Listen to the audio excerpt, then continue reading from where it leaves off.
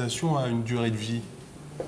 Ça, je ne peux pas répondre de façon précise de la durée de vie des canalisations. Il faut reconnaître qu'effectivement, que pendant des années, les canalisations n'ont pas été revues et placées, comme disait M. de Verclos, très souvent sur une topographie chaotique, ce qui pose des problèmes, même au niveau de l'entretien, en tout cas du maintien de ce réseau dans de bonnes conditions.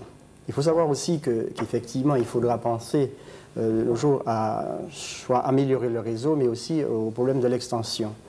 Le problème d'extension des réseaux dû à l'augmentation des populations dans nos diverses communes.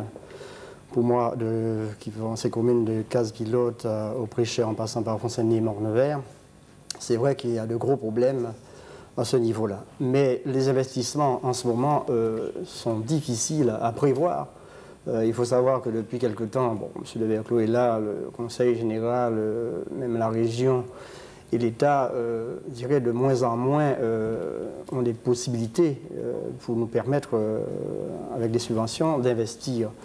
D'autant que je crois savoir que depuis 1994, que les structures comme les syndicats intercommunaux sont mises en demeure de ne pas faire appel aux contribuables, c'est-à-dire en voie de subvention. C'est-à-dire de faire payer le juste prix. De faire payer le juste prix, mais cela implique, si nous allons vers des investissements, automatiquement à augmenter le prix de l'eau pour pouvoir non seulement améliorer le réseau existant, mais aussi procéder à l'extension des réseaux. Et c'est vrai que dans différentes communes, de gros problèmes se posent à ce niveau-là. Est-ce qu'on n'a pas longtemps négligé l'importance de ce réseau, qui est quand même, à l'origine en tout cas, un réseau, c'est fait pour amener de l'eau traitée jusqu'à l'abonné en garantissant la même qualité au compteur de l'abonné qu'à la sortie d'usine?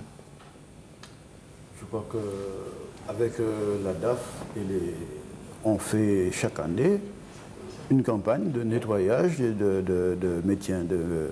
d'entretien des réservoirs. Donc, tout simplement, chaque année, les réservoirs sont nettoyés, vidés, les canalisations également. Donc, on profite certaines époques pour pouvoir le faire. On ne le fait pas systématiquement sur l'ensemble des installations que nous avons, mais périodiquement, et on avance au fur et à mesure, dans l'année, on fait une bonne partie. Monsieur Gramin, vous vouliez dire quelque chose? Oui, il y a une chose qui me surprend, c'est que bon, au niveau des mairies, on connaît les densifications futures. Donc il y a des programmes qu'on peut déjà préétablir. Donc en temps d'aujourd'hui, qu'on puisse continuer à raisonner sur des tuyaux qui datent de plus de 50 ans, sachant que bon, lorsqu'on a fait le schéma d'aménagement régional, on avait prévu la densification. Donc tous ces schémas sont prévisibles. Lorsqu'on élabore un poste, tout ça c'est prévisible. Donc nous dire qu'aujourd'hui il faut attendre de coup par coup, je suis fort surpris. Je suis très fort surpris.